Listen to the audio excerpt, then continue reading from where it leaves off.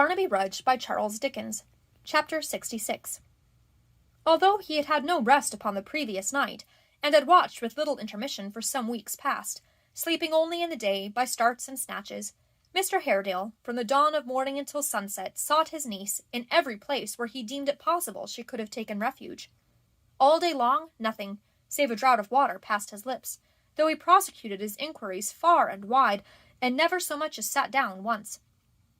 In every quarter he could think of, at Chigwell and in London, at the houses of the tradespeople with whom he dealt, and of the friends he knew, he pursued his search.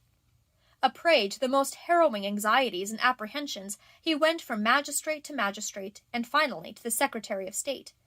The only comfort he received was from this minister, who assured him that the government, being now driven to the exercise of the extreme prerogatives of the crown, were determined to exert them, that a proclamation would probably be out upon the morrow, giving to the military discretionary and unlimited power in the suppression of the riots, that the sympathies of the king, the administration, and both houses of Parliament, and indeed of all good men of every religious persuasion, were strongly with the injured Catholics, and that justice should be done them at any cost or hazard. He told him, moreover, that other persons whose houses had been burnt had for a time lost sight of their children or their relatives, but had in every case within his knowledge succeeded in discovering them, that his complaint should be remembered and fully stated in the instructions given to the officers in command, and to all the inferior myrmidons of justice, and that everything that could be done to help him should be done with a good will and in good faith. Grateful for this consolation, feeble as it was in its reference to the past, and little hope as it afforded him in connection with the subject of distress which lay nearest to his heart, and really thankful for the interest the minister expressed and seemed to feel in his condition, Mr. Haredale withdrew. He found himself, with the night coming on, alone in the streets, and destitute of any place in which to lay his head. He entered a hotel near Charing Cross, and ordered some refreshment and a bed. He saw that his faint and worn appearance attracted the attention of the landlord and his waiters, and thinking that they might suppose him to be penniless, took out his purse and laid it on the table. It was not that, the landlord said in a faltering voice. If he were one of those who had suffered by the rioters, he durst not give him entertainment. He had a family of children, and had been twice warned to be careful in receiving guests. He heartily prayed his forgiveness, but what could he do? Nothing. No man felt that more sincerely than Mr. Haredale. He told the man as much, and left the house. Feeling that he might have anticipated this occurrence, after what he had seen at Chigwell in the morning, where no man dared to touch a spade, though he offered a large reward to all who would come and dig among the ruins of his house, he walked along the Strand, too proud to expose himself to another refusal, and of too generous a spirit to involve in distress or ruin any honest tradesman who might be weak enough to give him shelter. He wandered into one of the streets by the side of the river, and was pacing in a thoughtful manner up and down, thinking of things that had happened long ago, when he heard a servant man at an upper window call to another on the opposite side of the street that the mob were setting fire to Newgate. To Newgate, where that man was! His failing strength returned, his energies came back with tenfold vigor on the instant. If it were possible, if they should set the murderer free, was he, after all he had undergone, to die with the suspicion of having slain his own brother dimly gathering about him? He had no consciousness of going to the jail, but there he stood before it. There was the crowd wedged and pressed together in a dense, dark, moving mass, and there were the flames soaring up into the air. His head turned round and round, lights flashed before his eyes, and he struggled hard with two men. "Nay, nay," said one, "be more yourself, my good sir. We attract attention here. Come away. What can you do among so many men?" "The gentleman's always for doing something," said the other, forcing him along as he spoke. "I like him for that. I do like him for that." They had by this time got him into a court, hard by the prison. He looked from one to the other, and as he tried to release himself, felt that he tottered on his feet. He who had spoken first was the old gentleman whom he had seen at the Lord Mayor's. The other was John Gruby, who had stood by him so manfully at Westminster. "What does this mean?" he asked them faintly. "How came we together?" "On the skirts of the crowd," returned the distiller. "But come with us. Pray come with us. You seem to know my friend here?" "Surely," said Mr. Haredale, looking in a kind of stupor at John. "He'll tell you, then," returned the old gentleman, "that I am a man to be trusted. He is my servant. He was lately, as you know, I have no doubt, in Lord George Gordon's service, but he left it, and brought in pure goodwill to me and others who were marked by the rioters such intelligence as he had picked up of their designs." "On one condition, please, sir," said John, touching his hat. No evidence against my lord, a misled man, a kind-hearted man, sir. My lord never intended this." "The condition will be observed, of course," rejoined the old distiller. "It's a point of honour. But come with us, sir, pray come with us." John Gruby added no entreaties, but he adopted a different kind of persuasion, by putting his arm through one of Mr. Haredale's, while his master took the other, and leading him away with all speed. Sensible from a strange lightness in his head, and a difficulty in fixing his thoughts on anything, even to the extent of bearing his companions in his mind for a minute together without looking at them, that his brain was affected by the agitation and suffering through which he had passed, and to which he was still a prey, Mr. Haredale let them lead him where they would.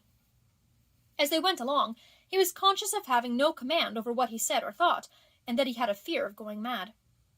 The distiller lived, as he had told them when they first met, on Holborn Hill, where he had great storehouses and drove a large trade. They approached his house by a back entrance, lest they should attract the notice of the crowd, and went into an upper room which faced towards the street. The windows, however, in common with those of every other room in the house, were boarded up inside, in order that, out of doors, all might appear quite dark.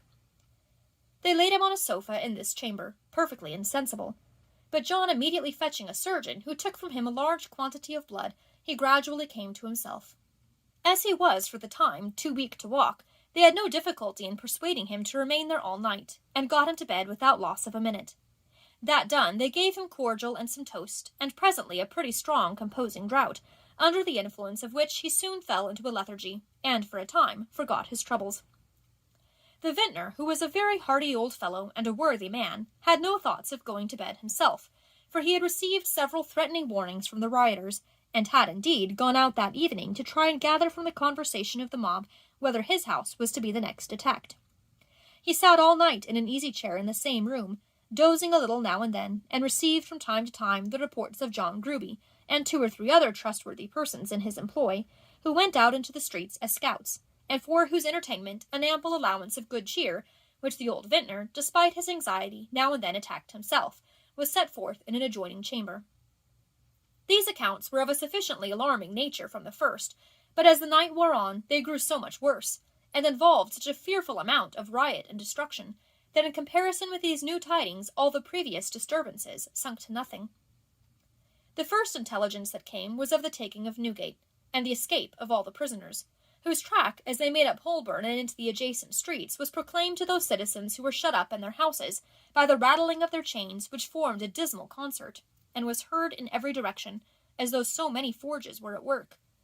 The flames, too, shone so brightly through the vintner's skylights that the rooms and staircases below were nearly as light as in broad day, while the distant shouting of the mob seemed to shake the very walls and ceilings.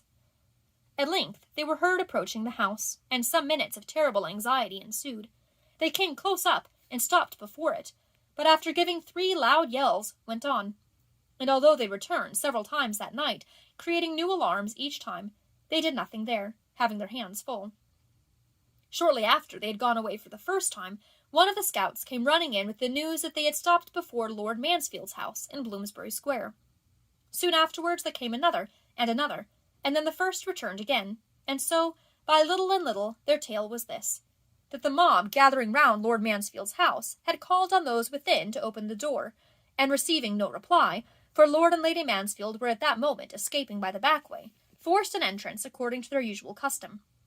That they then began to demolish the house with great fury, and setting fire to it in several parts, involved in a common ruin the whole of the costly furniture, the plate and jewels, a beautiful gallery of pictures, the rarest collection of manuscripts ever possessed by any one private person in the world, and worse than all, because nothing could replace this loss, the great law library, on almost every page of which were notes in the judge's own hand, of inestimable value, being the results of the study and experience of his whole life.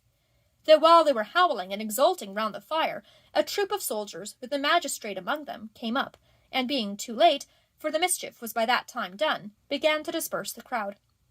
That the riot act being read, and the crowd still resisting, the soldiers received orders to fire, and levelling their muskets, shot dead at the first discharge 6 men and a woman, and wounded many persons, and loading again directly, fired another volley, but over the people's heads it was supposed, as none were seen to fall. That thereupon, and daunted by the shrieks and tumult, the crowd began to disperse, and the soldiers went away, leaving the killed and wounded on the ground, which they had no sooner done than the rioters came back again, and taking up the dead bodies and the wounded people, formed into a rude procession, having the bodies in the front. That in this order they paraded off with the horrible merriment, fixing weapons in the dead men's hands to make them look as if alive, and preceded by a fellow ringing Lord Mansfield's dinner bell with all his might. The scouts reported further that this party meeting with some others who had been at similar work elsewhere, they all united into one, and drafting off a few men with the killed and wounded, marched away to Lord Mansfield's country seat at Cane Wood, between Hampstead and Highgate, bent upon destroying that house likewise, and lighting up a great fire there, which from that height should be seen all over London. But in this they were disappointed, for a party of horse having arrived before them, they retreated faster than they went, and came straight back to town. There being now a great many parties in the streets, each went to work according to its humour, and a dozen houses were quickly blazing, including those of Sir John Fielding and 2 other justices, and 4 in Holborn, one of the greatest thoroughfares in London, which were all burning at the same time, and burned until they went out of themselves, for the people cut the engine hose, and would not suffer the firemen to play upon the flames. At one house, near Moorfields, they found in one of the rooms some canary birds in cages, and these they cast into the fire alive. The poor little creatures screamed, it was said, like infants, when they were flung upon the blaze, and one man was so touched that he tried in vain to save them, which roused the indignation of the crowd, and nearly cost him his life. At this same house, one of the fellows who went through the rooms, breaking the furniture and helping to destroy the building, found a child's doll, a poor toy, which he exhibited at the window to the mob below, as the image of some unholy saint which the late occupants had worshipped. While he was doing this, another man with an equally tender conscience, they had both been foremost in throwing down the canary birds for roasting alive, took a seat on the parapet of the house, and harangued the crowd from a pamphlet circulated by the association, relative to the true principles of Christianity. Meanwhile, the Lord Mayor, with his hands in his pockets, looked on as an idle man might look at any other show, and seemed mightily satisfied to have got a good place. Such were the accounts brought to the old vintner by his servants as he sat at the side of Mr. Haredale's bed, having been unable even to doze after the first part of the night, too much disturbed by his own fears, by the cries of the mob, the light of the fires, and the firing of the soldiers. Such, with the addition of the release of all the prisoners in the new jail at Clerkenwell, and as many robberies of passengers in the streets, as the crowd had leisure to indulge in, were the scenes of which Mr. Haredale was happily unconscious, and which were all enacted before midnight.